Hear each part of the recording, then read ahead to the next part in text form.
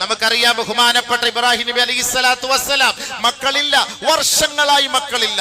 80ഓളം വയസ്സ് നരച്ചുപോയ ആ ഇബ്രാഹിം നബി അലൈഹിസ്സലാത്തു വസ്സലാം അള്ളാഹുവിനോട് ചോദിച്ചു, ഒരു കുഞ്ഞു പൈതലിനെ പടച്ചവനെ. ബഹുമാനപ്പെട്ട ഇബ്രാഹിം നബി അലൈഹിസ്സലാത്തു വസ്സലാമിന്റെ ദുആ വളരെ കാലങ്ങൾക്ക് ശേഷമാണെങ്കിലും അള്ളാഹു സ്വീകരിച്ചുകൊണ്ടാണ് ഒരു കറുത്ത സുന്ദരിയിലൂടെ അള്ളാഹു സുബ്ഹാനഹു വ തആല ഇസ്മായിൽ നബി അലൈഹിസ്സലാത്തു വസ്സലാമിന് ജന്മം നൽകിയത്.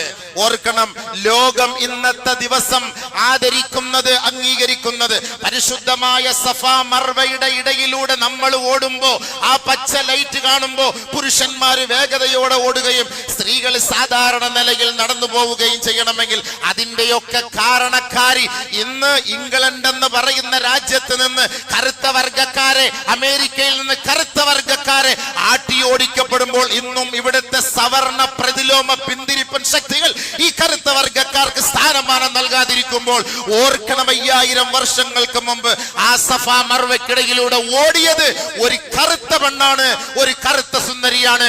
ആ സുന്ദരിയുടെ പേരാണ് ഹാജർ റളിയല്ലാഹു തആല അൻഹ.